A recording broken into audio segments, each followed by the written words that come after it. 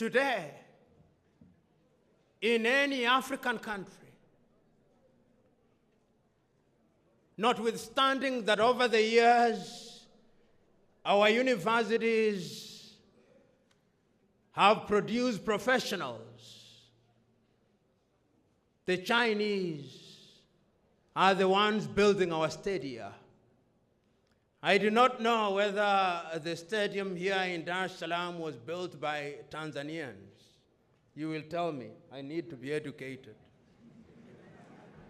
But I suspect that there was a Chinese hand. If you go to Nairobi, Kenya is the same. You go to any country, to Uganda, the same. And the Chinese are now, in a very subtle way, in every other African university, they are bringing something called the Confucius Institute.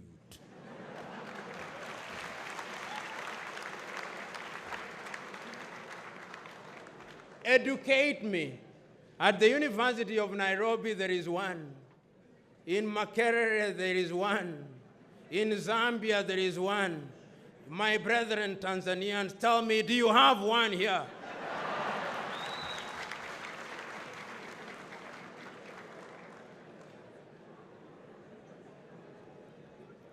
There is no free lunch. The Chinese have recognized that the mind is the standard of the man. And therefore, the way to capture our minds is to have institutes in our highest institutions of learning. Once you capture the minds of their very best, then you've captured them. In 100 years' time, we'll be wondering how they did it. This is how they did it. This is how they did, and I don't blame them one iota. If we were organized as Africans, we would be having the African institutes in each universities where we would teach comparative culture. Today, a number of countries are adopting Mandarin as the language of choice. We are surrendering to the dominant Chinese culture. And we are wondering how we will be a Pan-African. We are losing the war. We are losing it. The Chinese know what they want, and they must be celebrated and praised for it. Because any civilization that knows what they want will always reach their destination. Do we know what we want? We don't. We must, in the nature of things, restructure our universities. Time has come that we must ask ourselves, what are we teaching at our universities? What are we teaching? If it is in engineering, you go to many engineering schools in Africa and look at the equipment that is being used. Perhaps in some universities, the equipment should be in the museum alongside the spinning wheel. At a time when people are talking about nanotechnology and 5G, you go to typical African university, we're still using blackboard and chalk. And others are teaching differently, yet we think we are going to compete. We are not going to compete. Right now, people are talking about 5G. But what are we Africans doing? We are watching and observing and celebrating as if we are watching a football match between the United States of America and China, asking which one will win? Because the winner is the one that will conquer us again. It's painful but true. We are not there. We are not in the arena. As the saying goes, you can't win the lottery if you don't buy the ticket, and we have not bought the ticket. No amount of prayer and fasting is going to help us. We can pray and fast all we want, but God is not a magician. God tells you, go ye and subdue the world. We are not subduing the world. The world is subduing us. So what are we teaching?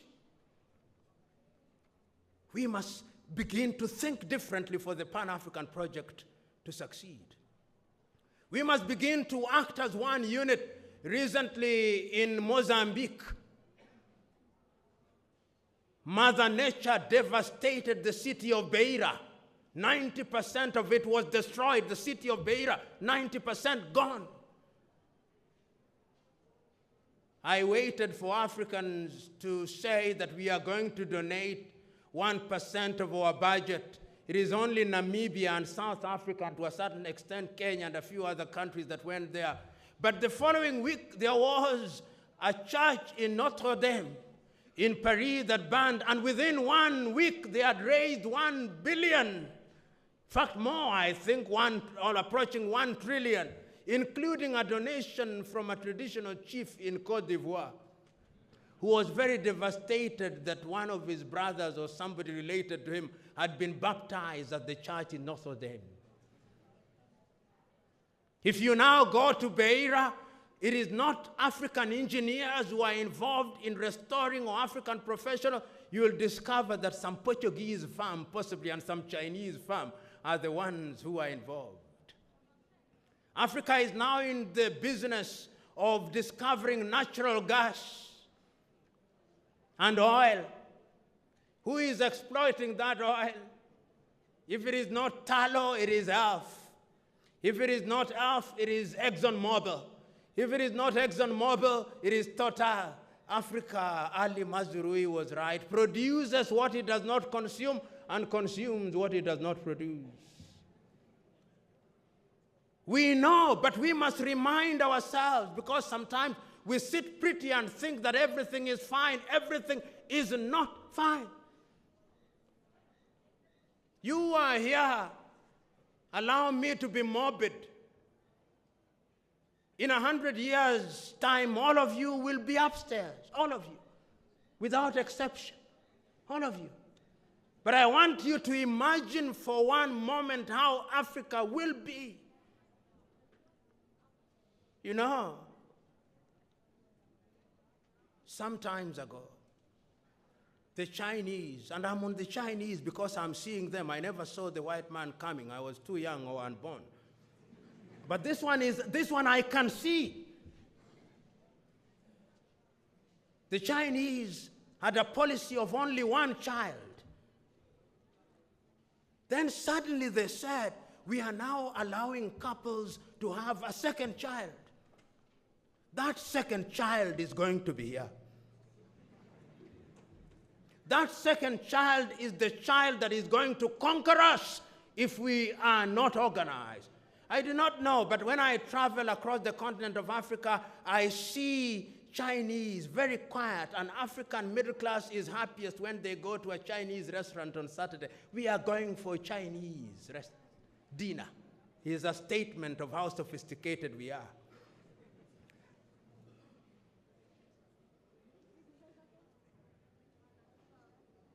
I'm submitting to us that we must do something about it. So, ladies and gentlemen, Africa can be great, and Africa must be great, but we must begin to do something about it. The question is, what are we doing? The problem that some of us have is that we feel helpless. We hold the view that we are not in political positions, and therefore we cannot influence processes. My good friend Pole Pole is here, and he is a politician whom I know. The question is, what must you do within your systems in the political arena to begin to energize processes? One must ask, for example, here in the East African region, what are we doing to ensure that in this region we think as one? I fly from Nairobi 1 hour, 5 minutes, and I now have to grapple with Tanzanian shilling. My Kenyan shilling becomes suddenly useless. I leave Tanzania, I go to Burundi, I grapple with the Burundian franc. I leave Burundi, I grapple with the with the Rwandese franc. I go to Uganda, I'm grappling with the Ugandan shilling. I move upstairs, I'm dealing with the pound. I moved to Angola, I'm dealing with the Kwanzaa. 55